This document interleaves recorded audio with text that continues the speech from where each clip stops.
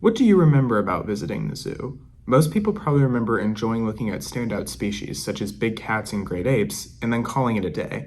Going to the zoo is basically a second Christmas for kids, but it isn't until we're older that most of us realize that zoos are expected to go beyond just showing us cute and cuddly animals. The standard of what is expected out of zoological organizations has heightened significantly in the last few decades, all for the right reasons, and the St. Louis Zoo in St. Louis, Missouri is no exception. Growing up in St. Louis my entire life, I have had the opportunity to see firsthand just how much the St. Louis Zoo cares about bettering the well-being of both its animals and animals outside of the organization.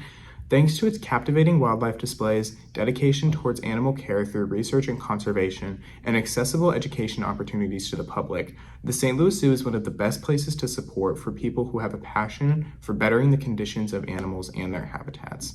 The St. Louis Zoo has excelled in many areas regarding animal care, but let's start with what's most digestible, the actual exhibits that visitors come to see.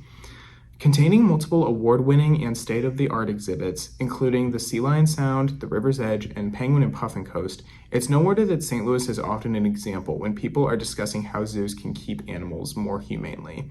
The main reason that these exhibits are so acclaimed is because of their utilization of natural designs that enhance the animal's experience just as much as it enhances that of the visitors. The River's Edge is like walking through an actual rainforest, making it easy to forget that you are in Missouri, and this type of walkway design blends into the animal habitats, such as that of the cheetahs and the Asian elephants, containing tropical plants, various waterways, and shaded areas complementing drier sandy areas that exist within the exhibits as well. The Sea Lion Sound, home to 9 California sea lions and 2 harbor seals, is arguably the most immersive place in the entire park.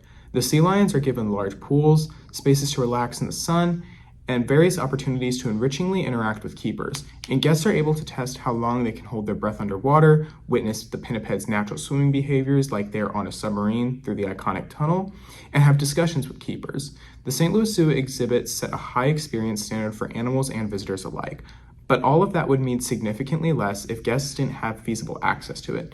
But thankfully, they do. Due to a wide variety of outreach efforts, the location of the park, and adaptability to visitor experience, no matter socioeconomic status, the St. Louis Zoo is one of the most accessible places providing visitors with educational opportunities. Another reason the St. Louis Zoo is praised beyond its exhibits, you don't have to pay a dime to get in. In our economy, that can feel like a breath of fresh air. The fact that the zoo has free admission makes it a great place to visit to appreciate and learn more about animals without needing to pay to do so. And it isn't just about the fact that it's free to get in that makes it accessible.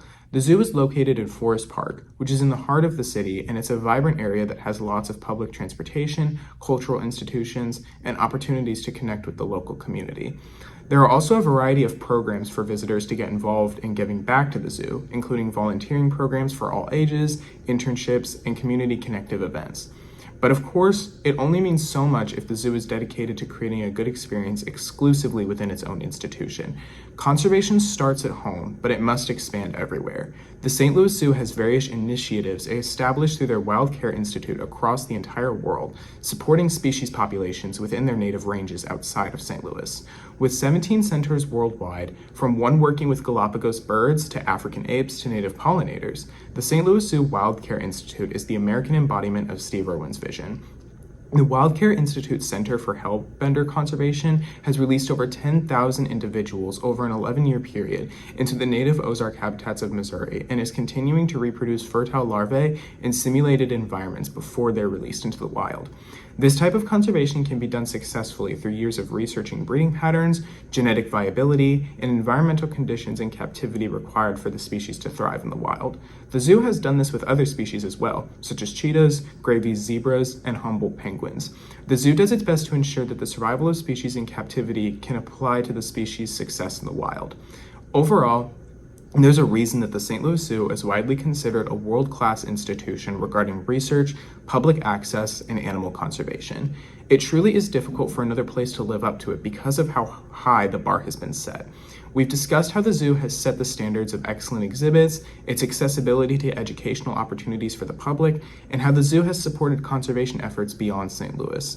All of this cumulatively proves that the St. Louis Zoo is one of the most dedicated places in the world working towards the betterment of animals, and it deserves to be supported. The St. Louis Zoo is our modern-day ARC, and conservation is now or never. Thank you for your time.